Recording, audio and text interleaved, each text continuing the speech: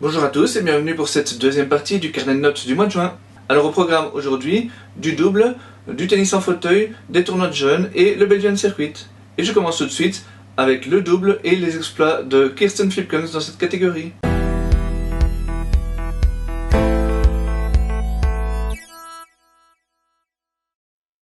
Kirsten Flipkens donc qui a obtenu à Roland-Garros le meilleur résultat de sa carrière en double en se hissant en demi-finale avec la Suédoise Johanna Larsson. Alors si en simple elle avait déjà connu les honneurs de se qualifier pour le dernier carré d'un Grand Chelem, c'était à Wimbledon en 2013, vous vous en souvenez sûrement. C'était une première vraiment pour elle en double. Son meilleur résultat jusqu'ici, c'était un quart de finale qu'elle avait déjà obtenu à Paris il y a 2 ans. Alors Kirsten ne s'est pas arrêtée là, et elle a très bien géré la transition vers le gazon. Elle a en effet remporté ensuite à Majorque et toujours avec Larsson le 5e titre WTA en double de sa carrière, le premier cette saison. Elle a ensuite changé de partenaire le temps d'un tournoi à Eastbourne pour s'associer avec Bethanie Mattek-Sands, un changement payant puisqu'elle a atteint là aussi la finale et bien c'était une première pour elle dans un tournoi de la catégorie première. Ses 11 précédentes finales en double sur le circuit WTA avaient en effet été atteintes dans des tournois internationaux, donc la classe inférieure. Et Kirsten n'est pas la seule à avoir atteint les demi-finales à Roland-Garros, puisque c'était également le cas d'Elise Mertens. Elise poursuivait là sa collaboration très fructueuse avec Aryna Sabalenka. Je vous rappelle que les deux joueuses ont remporté côte à côte les tournois d'Indian Wells et de Miami. Et à Paris, elles se sont hissées dans le dernier carré, certes sans avoir à rencontrer de tête de série. Pour Elise aussi, une demi-finale en Grand Chelem en double, c'était une première, mais elle n'a pas aussi bien réussi sa transition ensuite vers les tournois sur gazon. Sander Gillet et Joran Wegen ont renoué avec la victoire en ce mois de juin. Après plusieurs mois difficiles, des blessures, des changements de partenaires et l'exploit de Joran mais sans Sander à Roland-Garros, notre paire numéro 1 chez les garçons a réussi à remporter son premier challenger de l'année à Bratislava. Même s'ils sont très loin des 7 titres remportés en 2018, c'était une bonne manière de retrouver la confiance avant Wimbledon. Wimbledon dont je parlerai évidemment le mois prochain, mais où ils jouaient leur tout premier Grand Chelem côte à côte. Je l'avais déjà évoqué le mois dernier, mais Janina Wickmayer réussit une très bonne saison en double. Elle le confirme encore en juin, en atteignant la finale du W100 de Surbiton. Il s'agissait de sa 3e finale ITF cette saison, et elle en a également atteint 2 autres en WTA 125, donc c'est vraiment pas mal du tout. On connaît également les qualités de Jeroen van Est en double. Non content de remporter le tournoi d'Arlon en simple, je vous en ai parlé dans la précédente vidéo, il s'est également imposé en double. Il s'agit déjà de sa 3e victoire en M25 en double et de sa 23e en tout sur le circuit futur. Au classement ATP de double, Joran Wegen obtient son meilleur ranking grâce aux points obtenus à Roland-Garros. David Goffin grimpe bien aussi et un petit peu plus loin, on peut voir la montée de Chris Heyman grâce à 2 quarts de finale en Challenger. Chez les filles, c'est Kirsten Flipkens qui obtient son meilleur classement grâce à ses super résultats. Et comme elle a très peu de points à défendre d'ici le mois d'octobre, elle pourrait bien encore grimper pas mal dans les prochains mois. Enfin, au niveau des ITF, les top 5 restent inchangés. Simon Bopin et Eline O'Donnart, déjà bien en vue en simple, ont également réussi quelques bons résultats en double qui leur permettent de grimper, même si c'est beaucoup plus loin dans le classement.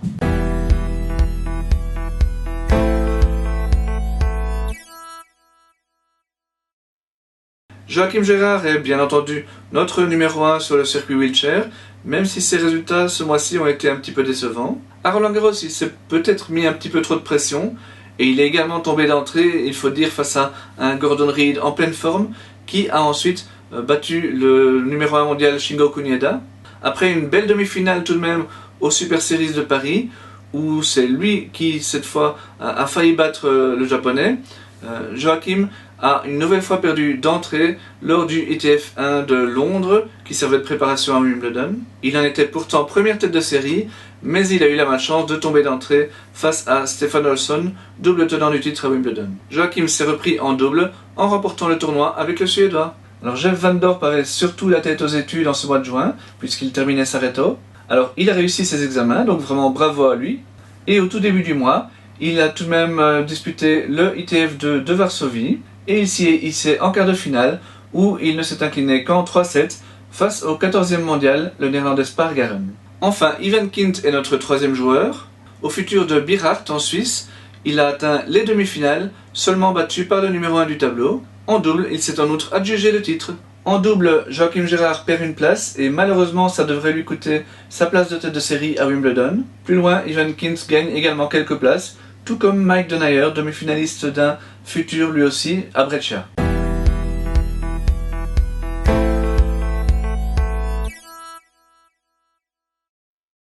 Évidemment, Jeff Van Dorp n'est pas le seul à s'être concentré sur ses études en juin. C'est le cas également de nos meilleurs jeunes, ce qui explique évidemment que les résultats ont été assez peu nombreux ce mois-ci. Toutefois, dans la foulée de son excellent Astrid Bowl, Emmeline de Witt a réussi à remporter son tout premier titre chez les juniors à la fin du mois. Elle avait déjà atteint 2 finales en 2018, mais lors du J4 de Carthage, où elle était tête de série numéro 3, elle n'a pas perdu le moindre set avant de s'imposer. Elle a également atteint la finale en double, mais a dû abandonner dès le début du match. Son été commence décidément vraiment très bien, et on a hâte de voir la suite. André Megrabian a marqué un grand coup en se hissant en finale du tournoi U14 de Veldhoven. Ce tournoi est classé catégorie 1, donc c'est l'un des plus importants de la saison. Alors, c'était sans doute pas le catégorie 1 le plus relevé, puisqu'il était tout de même tête de série numéro 4, alors qu'il n'est que 67e au classement européen, mais ça reste vraiment une très très belle performance. Et c'est un résultat obtenu de haute lutte, puisqu'il a notamment remporté son quart de finale au tie-break du dernier set. En finale, il a encore même remporté la première manche,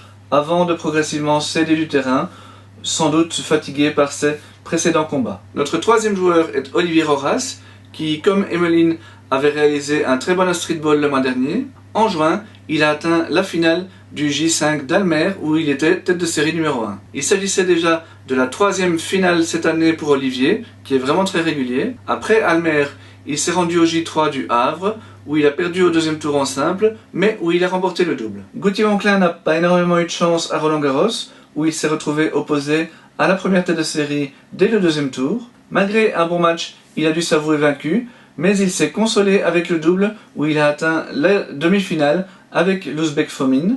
Et lors de son premier tournoi sur gazon, le J1 de Nottingham, il s'est arrêté en 8e de finale. Chez les U16, Idriss Adouche s'est imposé au tournoi de Bruxelles. Alors il faut bien reconnaître que ce tournoi ressemblait plutôt à un championnat de Belgique, avec 23 joueurs sur 64 qui venaient de notre plat pays, et surtout les 8 têtes de série qui étaient belges. En quart de finale, 7 Belges étaient présents, mais ça reste évidemment une très belle ligne à ajouter au palmarès d'Idriss. De même, la place de finaliste de Joshua Neut, c'est très intéressante. Joshua restait sur une autre finale en Islande, je vous en avais parlé le mois dernier, donc vraiment ses progrès sont constants.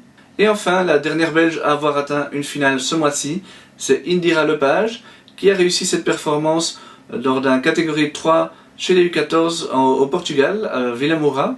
Tête de série numéro 7, elle a battu la favorite numéro 1 et a également rejoint le dernier carré en double. La semaine suivante, à Portimao, elle atteignait à nouveau les quarts de finale en simple. Au classement junior, les positions restent quasiment inchangées chez les garçons, avec juste une petite montée pour Olivier Roras. Par contre, chez les filles, la grande bénéficiaire du mois est évidemment Emmeline de Witt, qui atteint son meilleur classement grâce à sa victoire en Tunisie. Inès Stéphanie poursuit sa progression, et on voit que Laureline Monnoyer fait son entrée dans le classement grâce à un quart de finale en double dans le même tournoi qu'Emmeline. Chez les U16, le classement du top 5 reste inchangé. C'est un petit peu plus loin qu'on peut observer quelques grosses montées. C'est notamment le cas de Idriss Adouche et de Joshua Neut grâce à leurs très bons résultats à Bruxelles. Chez les filles, ça change pas mal par contre avec la grosse chute de Sofia Kostoulas qui perd en fait les points de son très bel été chez les U14 l'an dernier. Et cette chute se confirme évidemment chez les U14 où Sofia sombre au classement alors qu'elle était encore numéro 1 européenne il y a quelques semaines à peine. Alors pas de panique évidemment, ce classement n'a plus beaucoup d'intérêt pour elle. Seul compte aujourd'hui le circuit junior, même si elle devrait tout de même encore disputer les championnats d'Europe U14 dans quelques jours. Amelia Weligora chute également, pour la même raison en fait que Sofia, mais elle devrait remonter rapidement vu qu'elle n'est plus laissée aujourd'hui. Et vous voyez également la belle progression d'Indira Lepage grâce à ses résultats au Portugal et bien entendu d'André Megrabian, le meilleur joueur U14 du mois.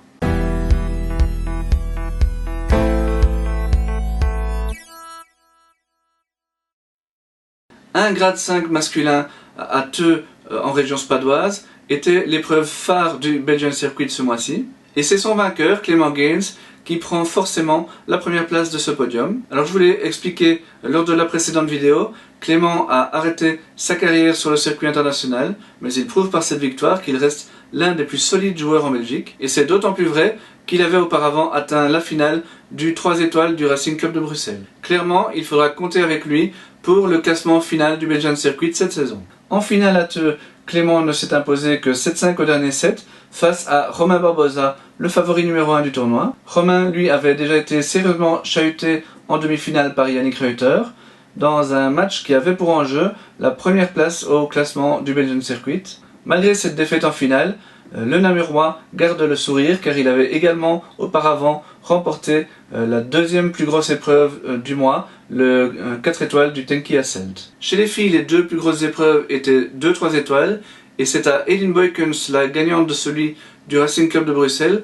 que j'accorde la troisième place du podium. En finale, elle a battu en 3-7 une autre ancienne top 300 WTA, Clartje Liebens. Elin, qui est la tenante du titre du Belgian Circuit, se replace dans la course après un début de saison un peu compliqué. L'autre gagnante en 3 étoiles, c'est Mathilde De Witz, qui n'a pas démérité pour s'imposer à Theux. Mais bon, le tournoi était tout de même nettement moins relevé, avec une seule fille classée Série A, Clara Vlaslar, et qui en plus a dû jeter l'éponge lors de la finale face à Mathilde. En comparaison, à Bruxelles, il y avait 4 Série A, et c'est pour ça que j'ai plutôt mis Elin sur le podium. Mais bon, il s'agit du tout premier 3 étoiles remporté par Mathilde, donc ça reste vraiment très important pour elle. Et c'est Yannick van den Bulck qui a remporté le 3 étoiles du Racing chez les garçons, face à Clément Gaines donc. Une belle victoire donc pour le vainqueur du Belgian Circuit 2013 et 2016, qui se verrait bien remporter également celui de 2019. Il reste en tout cas tout à fait en course. Plusieurs joueurs ont été plusieurs fois victorieux dans des épreuves moins relevées. C'est le cas par exemple d'Olaf de Weert, qui a tout de même remporté 2 étoiles au TC Wingfield et à Herentals. Les 2 fois, il était tête de série numéro 1, mais ça reste quand même une très bonne performance. Anne van der Winkel s'est imposée au Tenki Hasselt, doté d'une étoile, et surtout, elle a remporté le tournoi de Tessenderlo, son tout premier titre en 2 étoiles. Et c'est vraiment un super résultat pour une joueuse qui fêtait à peine ses 15 ans ce mois-ci. Grand habitué du circuit, Anouk Delfortry a elle remporté 2 tournois, c'était des 1 étoile, à Waterloo Tennis et au TCS Wimbledon. Et comme Olaf, elle était à chaque fois la première tête de série. Maxime Lapraille a remporté son premier 2 étoiles au Waterloo Tennis, certes grâce à 2 abandons en quart et en demi, mais avec tout de même une très belle victoire en finale face à Loïc Klaus qui est à 42. Maxime s'est ensuite imposé également au TCS Wimbledon, doté d'une étoile, et c'était sa 3e victoire déjà en 4 tournois seulement cette saison. Amelia Waligora, âgée de seulement 14 ans et 1 mois, a remporté son tout premier 2 étoiles au KTC Isis, une très belle performance qui fait suite à son retour de blessure, victorieux, doublement victorieux, le mois dernier, je vous en ai parlé, sur le circuit européen des U14. Enfin, Anastasia Smirnova s'est imposée aux 1 étoile du RTC Louviérois avant d'atteindre la finale du 2 étoiles du Wall UTC, où elle ne s'est inclinée qu'en 3-7 très serrés face à Clartje Liebens. Et lors des 2 épreuves, Anastasia a pris le dessus sur sa sœur jumelle Victoria, qui est pourtant mieux classée qu'elle. Au classement Belgian Circuit, donc, Romain Barbosa s'empare de la première place au détriment de Yannick Reuter. Denis Bogart complète ce podium, mais c'est surtout l'entrée de Clément Gaines qui est fracassante. Belle progression également de Yannick van den Bulck, de Olaf de Weert et de Maxime Lapraille. Chez les filles, le principal changement du top 5, c'est la montée d'Elin Boykens. Et puis vous le voyez, Emmeline De Witz, Anne van der Winkel, Mathilde De Witz, Anouk Delfortry et Anastasia Smirnova sont les autres grandes gagnantes du mois. Voilà, ceci termine donc ce très long carnet de notes du mois de juin. On se retrouve rapidement avec Joël dans quelques jours pour débriefer Wimbledon avec des très bons résultats, j'espère, pour les Belges. A bientôt donc!